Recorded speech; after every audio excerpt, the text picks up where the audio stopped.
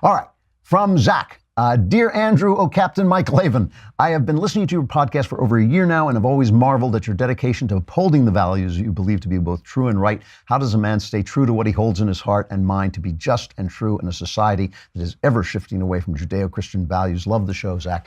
First of all, that's very kind of you. I have failed a million times, as I'm sure everybody has, to uphold my values.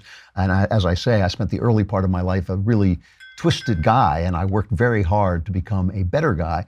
I will say this, I do, on my own behalf, I do look back in my life and I see that I could have had a lot of things that I don't have because I chose the path of being what I am.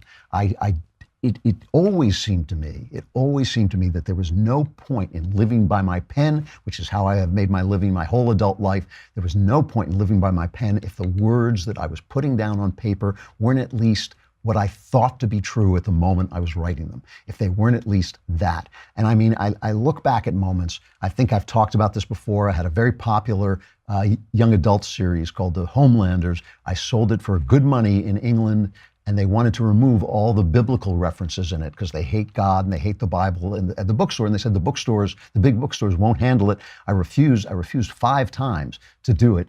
And it cost me a lot. They killed the book basically in England, where I'd had this great contract, and it was terrible. It was a terrible thing.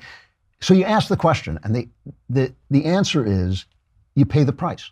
That's the answer. You pay the price. I knew when I made that decision it was going to cost me, and I've never regretted it. But I paid a price, and I paid a lot of price. I mean, I don't work very much in Hollywood anymore, though I still get some opportunities because of what I'm doing right now, because of what I'm saying right now. When they Google me, this is the first thing that comes up.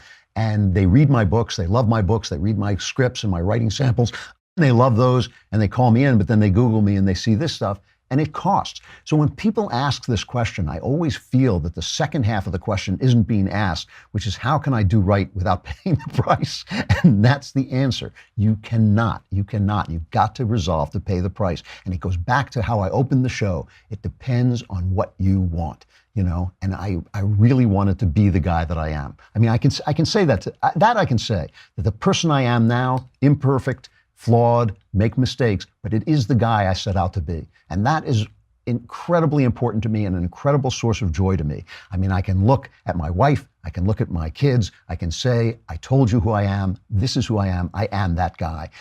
So that's an incredible source of joy to me when I sit down to write and know that I'm writing exactly what I think and know that I'm willing to pay the price of not writing a bestseller, but of writing something that's going to be a little offbeat and say things that aren't popular with the in crowd. I know I'm going to pay that price, but it gives me tremendous joy to be the guy I set out to be. That's the answer. You got to pay the price.